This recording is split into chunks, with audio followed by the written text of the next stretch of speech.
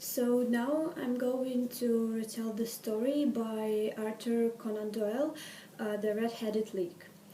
So, when Dr. Watson visits the apartment of his friend Sherlock Holmes, he finds the world's first consultant detective in conference with the client with bright red hair, and it was Mr.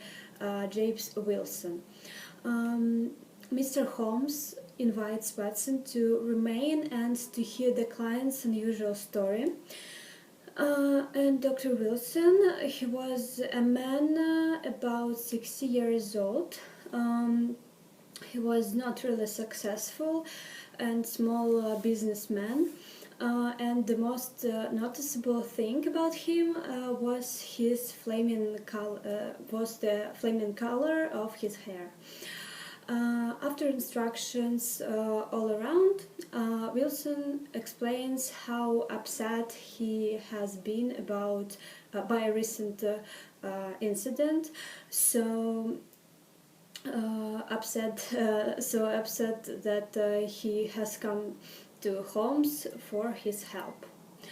Wilson says that he is a man of very settled habits, a bachelor who almost never deviates from the daily routine of running his pawn shop.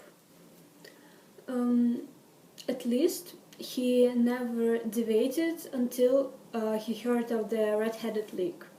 One day in his shop, his assistant, his name was Vincent Spaulding, called his attention to an advertisement in the newspaper that announced an opening in the Red-Headed League. The announcement promised a salary of £4 a week. It is about $20 at the time of the story for poorly nominal services to the candidate who was accepted. The amount was a considerable sum at the time, especially if the duties were slight, and Mr. Spaulding urged Wilson to apply. The timid pawnbroker did so, but only after Mr. Spaulding practically took him to the office mentioned at the ad.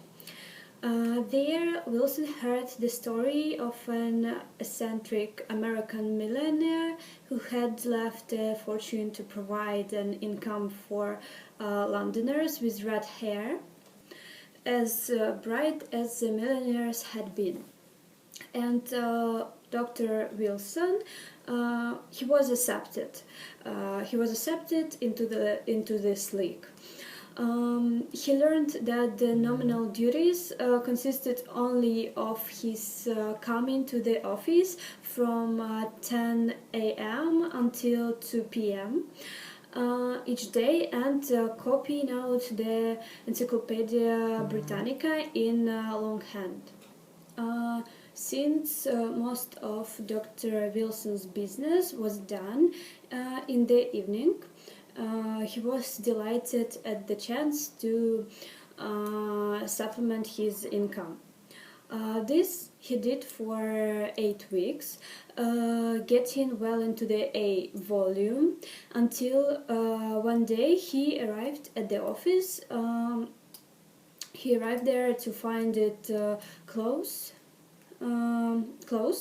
with a notice on the door that the Red-Headed League had been dissolved.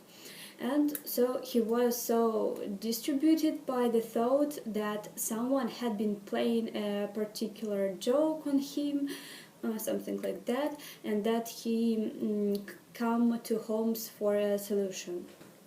So Sherlock Holmes points out that Wilson has lost nothing, indeed has made £30, but says that the case is remarkable. Holmes soon discovers that Mr. Spaulding, who encouraged Wilson to apply, is not all that he seems. That something suspicious can be in this person.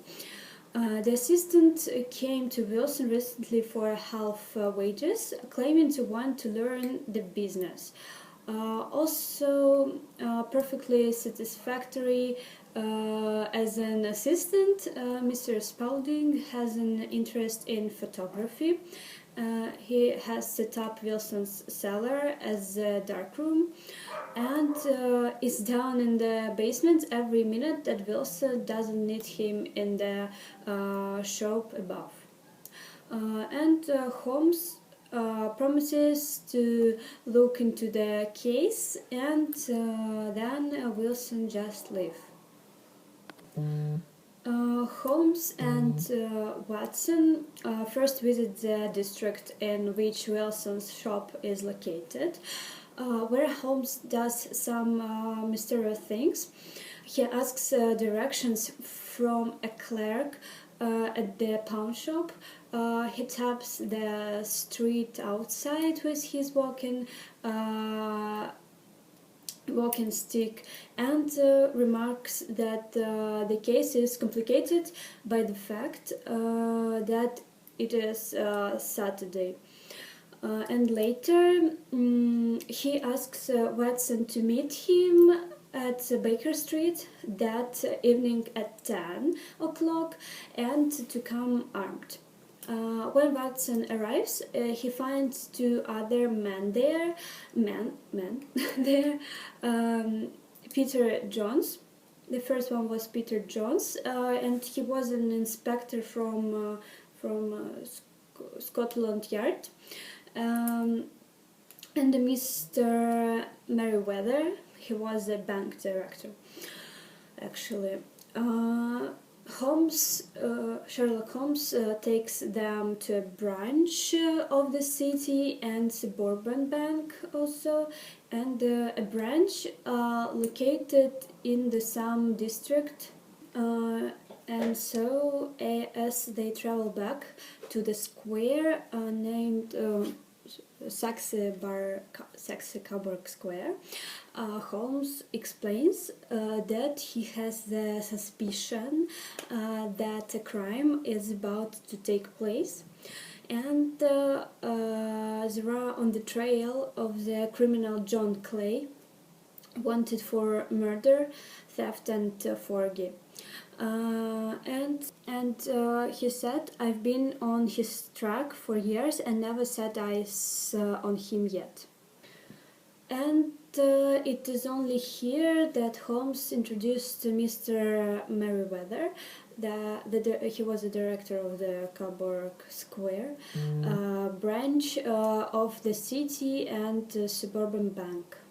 Mr. Merriweather leads the group into an alley and down a flight of stairs into the cellar. And when Merriweather lights the lantern, Dr. Watson finally understands and realizes that they have emerged in the bank vault beneath the bank, which happens to be adjacent to Mr. Wilson's pawn shop.